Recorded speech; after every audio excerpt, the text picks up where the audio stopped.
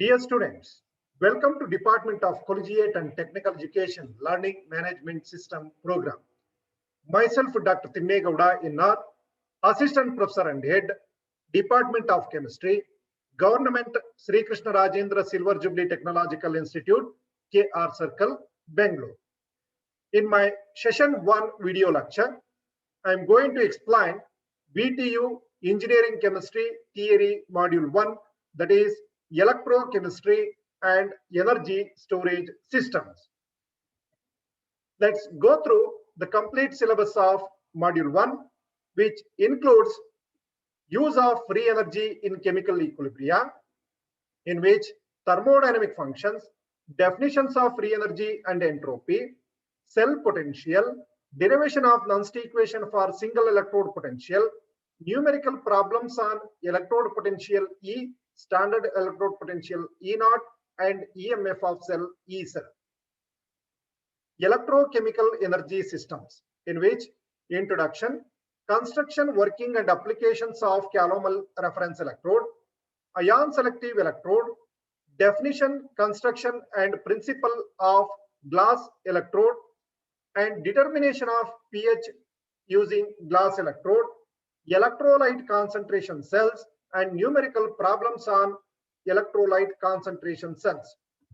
Finally, energy storage systems, which includes introduction, classification of batteries such as primary, secondary, and reserve batteries, and construction, working, and applications of nickel metal hydride and lithium ion batteries. The content of session 1 includes introduction to electrochemistry, thermodynamic functions, first law of thermodynamics and definition of free energy, second law of thermodynamics and definition of entropy.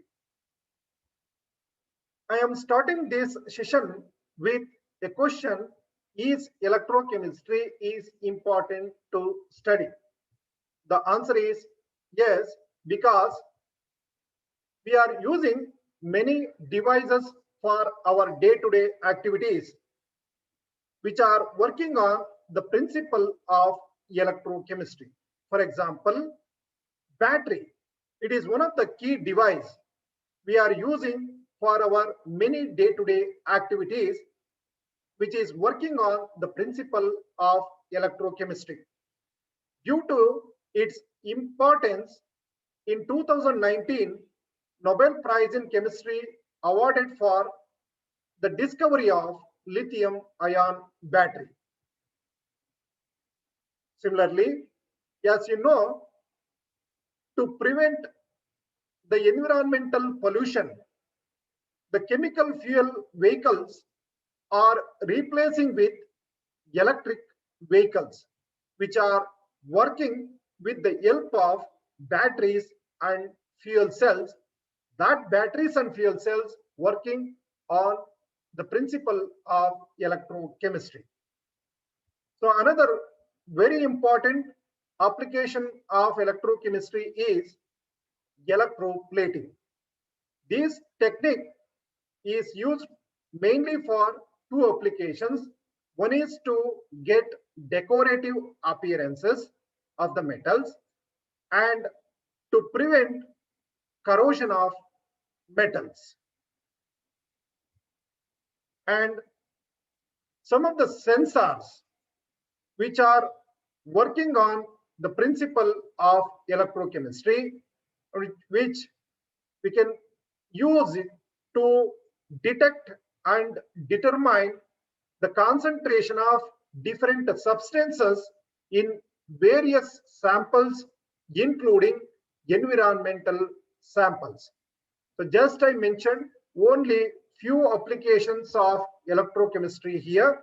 We can list out lot more applications of electrochemistry. Hence, it is very important to study electrochemistry.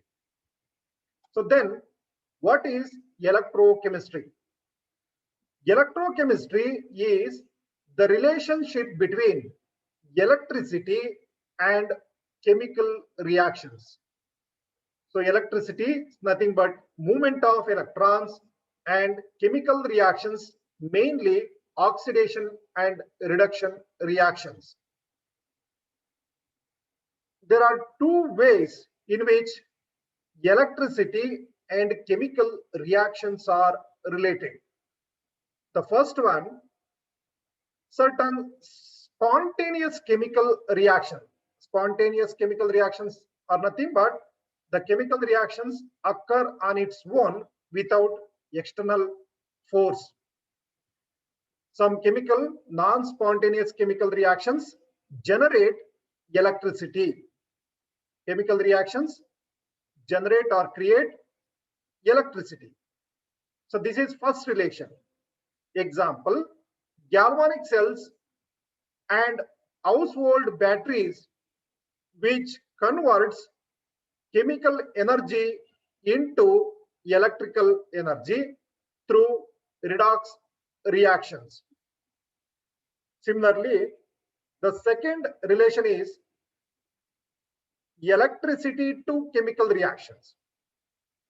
So using electricity, certain non-spontaneous chemical reactions can be achieved. Some chemical reactions not occur on its own, but with the help of electricity, we can conduct such reactions. Example, electrolysis of water is a non-spontaneous process, but we can achieve this reaction by using electricity. So this is about second relationship, that is electricity to chemical reactions. So then the definition of electrochemistry is, it is a branch of chemistry which deals with the study of production of electricity from energy released during spontaneous chemical reactions and the use of electrical energy to bring out non-spontaneous chemical reactions. I repeat, electrochemistry is the branch of chemistry which deals with the study of production of electricity from energy released during spontaneous chemical reactions and the use of electrical energy to bring out non-spontaneous chemical reactions. So let's go through the history of electrochemistry. So many scientists were worked to discover electricity.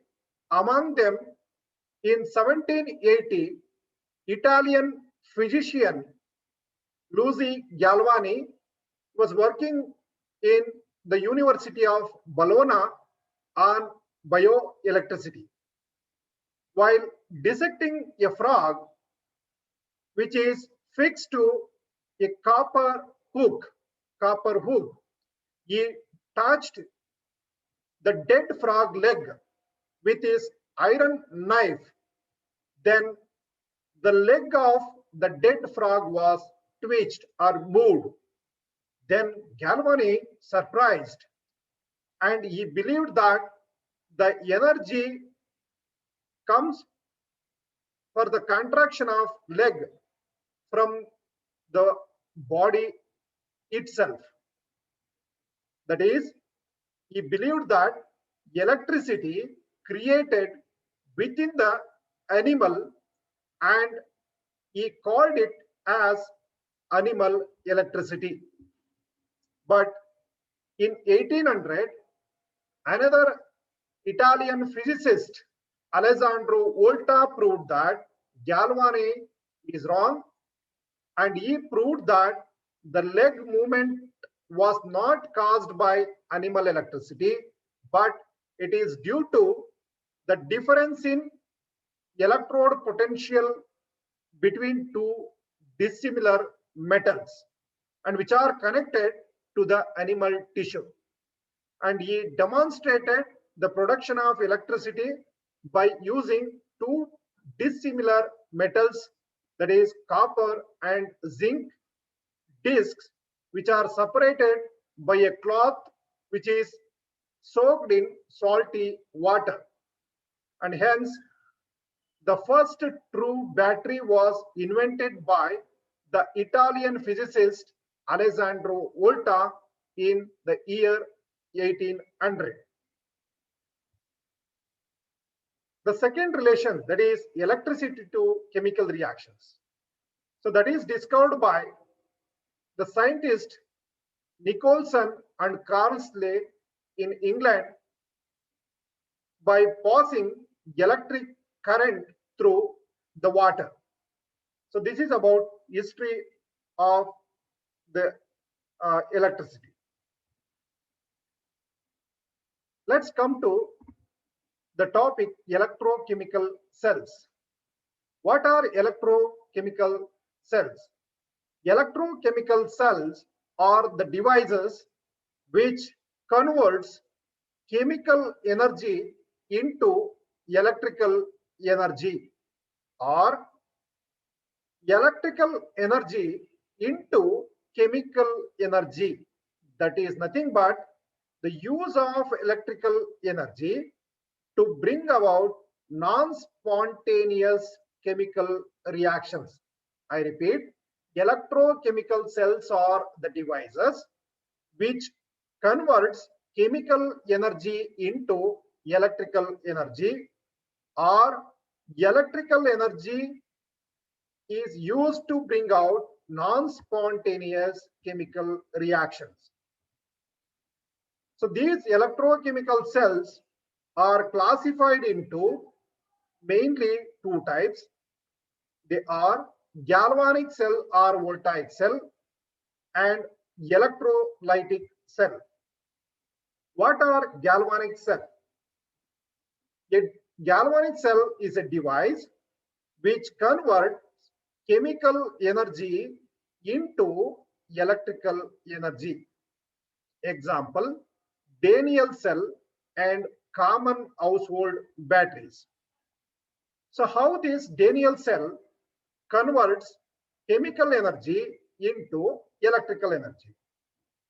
As we know, the Daniell cell consists of two half cells. The first half cell, which is made up of dipping zinc metal in zinc sulfate solution, and other half cell, which consists of copper metal immersed in copper sulfate solution. These two half cells are internally connected through salt bridge and externally connected through electrical wire. Once the circuit is closed, the zinc metal undergoes oxidation and it releases electron, and that released electron move towards cathode, and at cathode the copper ions present in the solution which gains that electron and undergoes reduction reaction. So here, why zinc undergoes oxidation and copper undergoes reduction? That depends on electrode potential of the metals or materials. Here, electrode potential of zinc minus 0.76 volt and electrode potential of copper plus 0.34 volt.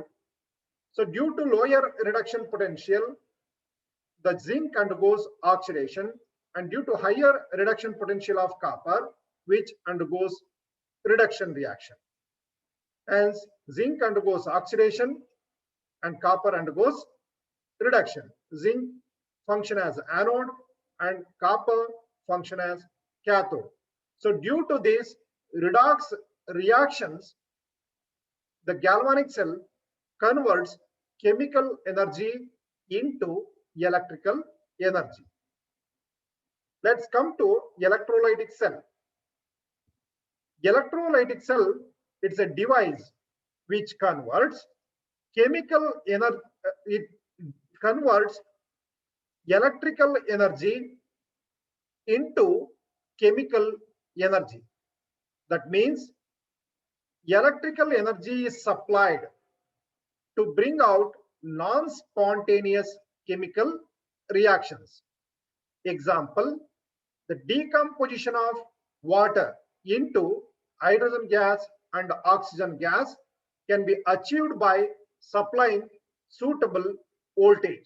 So that is nothing but electrolysis of water. And other example is electroplating. So it is done using electrolytic cell by applying suitable voltage. And other example for electrolytic cell is rechargeable batteries. So if we come to rechargeable batteries, which works both as galvanic cell and also electrolytic cell. During usage of battery, that battery function as galvanic cell because it converts chemical energy into electrical energy. But during charging of the battery, which function as electrolytic cell because it converts electrical energy into chemical energy. That means it will bring out non-spontaneous chemical reactions during charging. So this is about the classification of electrochemical cells. Let's move to another topic, that is thermodynamics. So thermodynamics is very important topic for energy conversion. So this word thermodynamic derived from Greek word thermi means heat and dynamikos means motion or power. Thermodynamics deals with heat, work, temperature and their relationship to energy, and also interconversion of heat and other forms of energy. I repeat, thermodynamics deals with heat, work, temperature and their relation to energy, and also interconversion of heat and other forms of energy. As we know, the various forms of energy are interrelated, and under certain conditions, these may be converted from one form to another form. Thermodynamics can be expressed in terms of different quantities like temperature, internal energy, entropy, heat. Let's discuss about first law of thermodynamics. The first law of thermodynamics states that the energy of an isolated system is constant. And this first law is commonly stated as law of conservation of energy. That is, energy can neither be created nor destroyed, but only it can be transformed or converted from one form into another form. So if you look at these pictures, when this person at the beginning stage, he has kinetic energy, and when he start moving, that potential energy is converted into kinetic energy, and once he reached this stage and he stopped, that kinetic energy is converted into potential energy, and then when you start moving again, that potential energy is again converted into kinetic energy.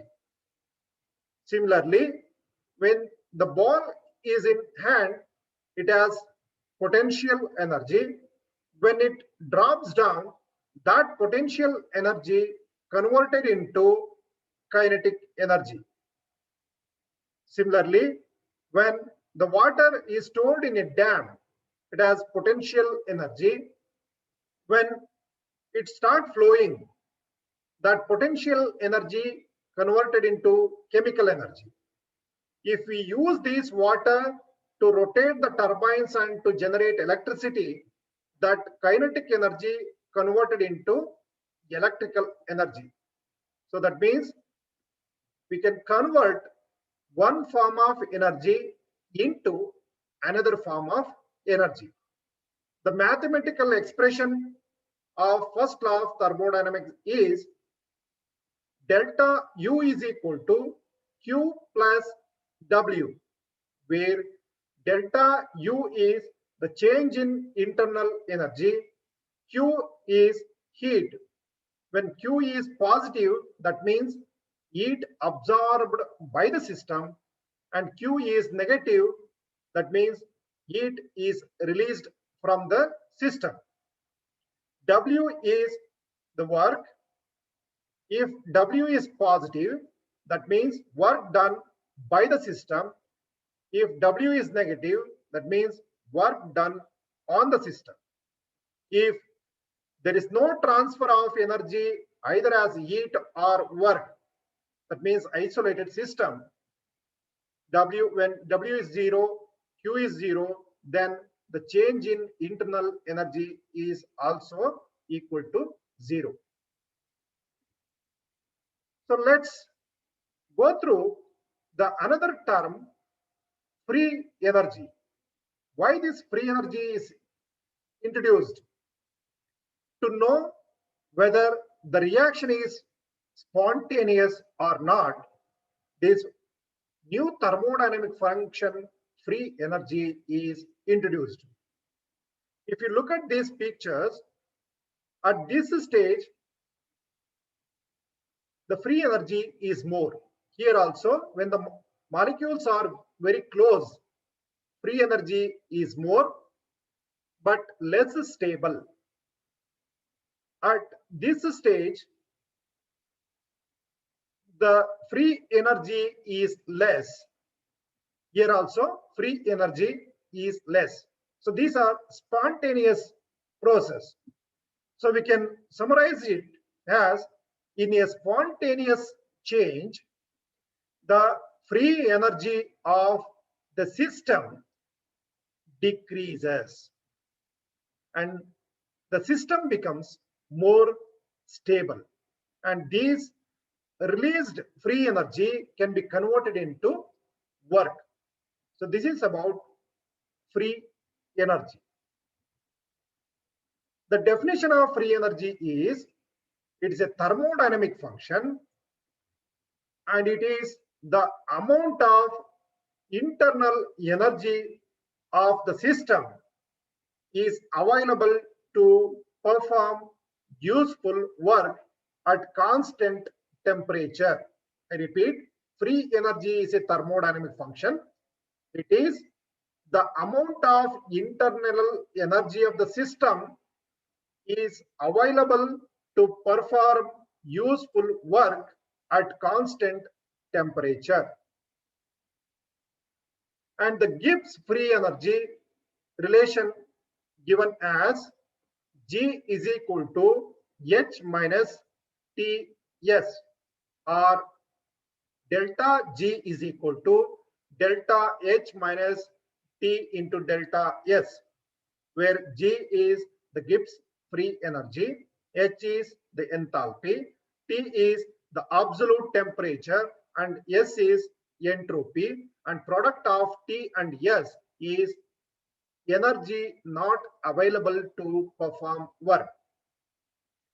When delta G, change in Gibbs free energy value, is negative, that indicates such reaction is spontaneous reaction. If change in Gibbs free energy value is positive, that means such reaction is non-spontaneous reaction. If delta G is equal to 0, that means the reaction is at equilibrium. So this is very important information. But the first law of thermodynamics gives information about the quantity of energy transfer in a process, but it fails to provide any information about the direction of energy transfer. Hence, the second law of thermodynamics is introduced. The second law of thermodynamics introduces the notation of entropy. It is a system of disorder. The entropy predicts the direction of spontaneous process and determines whether they are irreversible. I repeat, entropy predicts the direction of spontaneous process and determines whether they are irreversible. You can see here, these are all spontaneous process. So in this case, the heat transfer from hot body to cold body, and here also the heat transfer from hot place to the colder surface. And when the gas is filled in the balloon, the molecules are closely arranged. The entropy is less. When it is released, this is a spontaneous process, then entropy, that means disorder, increases. Hence, in all these spontaneous process, entropy, that means disorderness of the molecules, increases. The second law of thermodynamics states that any spontaneously occurring process will always leads to increase in the entropy of the system. I repeat, second law of thermodynamics states that any spontaneously occurring process will always leads to an increase in the entropy of the system. So Rudolf Clausius, the German scientist, introduced this entropy. Entropy is a thermodynamic function, and it is a measure of unavailable energy in a closed thermodynamic system. I repeat the definition of entropy. That is, entropy is a thermodynamic function, and it is a measure of unavailable energy in a closed thermodynamic system. And entropy predicts the direction of spontaneous process.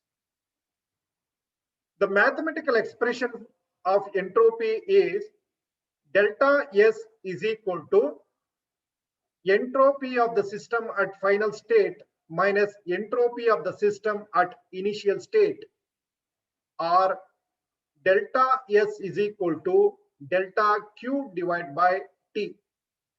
When delta S value is positive, that indicates that process is spontaneous process. If delta S value is negative, that indicates that process is non-spontaneous process. If delta S value is 0, that means that system is at equilibrium. The total change in entropy for a system in any reversible process is 0. The total change in entropy for a system in any reversible process is 0. And the entropy for spontaneous process increases. You can go through this example. Conversion of ice into water is a spontaneous process. In ice, the water molecules are arranged properly. When it converted into water, the entropy or disorderness of the water molecule increases. So that means in a spontaneous process, the entropy increases. The entropy for spontaneous process increases till it reaches maximum, and at equilibrium, the change in entropy is 0. So this is about the concept entropy. Let's go through some of the multiple choice questions covered in this session. Question number 1, electrochemistry is a branch of chemistry which deals with the study of option A, conversion of chemical energy into electrical energy, option B, use of electrical energy to bring about chemical reactions, option C, both option A and B, option D, none of the above. As we discussed, electrochemistry deals with both conversion of chemical energy into electrical energy and electrical energy into chemical energy. As the right answer is option C, that is both option A and B. Question number 2. Galvanic cells converts option A, chemical energy into electrical energy, option B, electrical energy into chemical energy, option C, light energy into electrical energy, option D, all the above. We know that galvanic cells converts chemical energy into electrical energy. Hence, the right answer is option A. Question number 3. During charging, mobile battery function as option A, galvanic cell, option B, electrolytic cell, option C, both galvanic and electrolytic cell, option D, all the above. We know that during charging, battery converts electrical energy into chemical energy. Hence, the right answer is option B, electrolytic cell. Question number 4. Electrolytic cells converts option A, chemical energy into electrical energy, option B, electrical energy into chemical energy, option C, light energy into electrical energy, option D, all the above. We know that electrolytic cells converts electrical energy into chemical energy. Hence, the right answer is option B. Question number 5.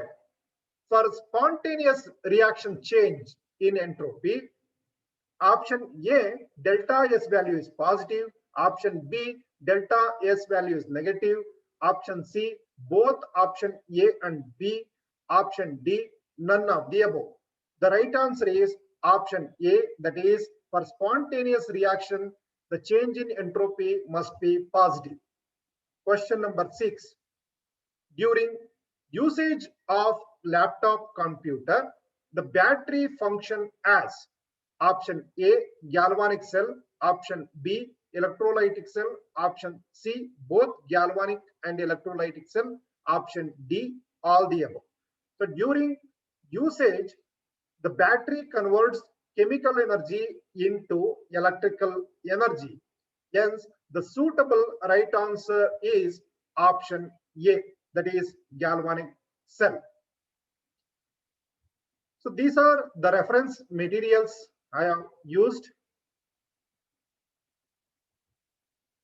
And I will stop this session here and I will continue the remaining syllabus of this module in next session. Thanks for watching.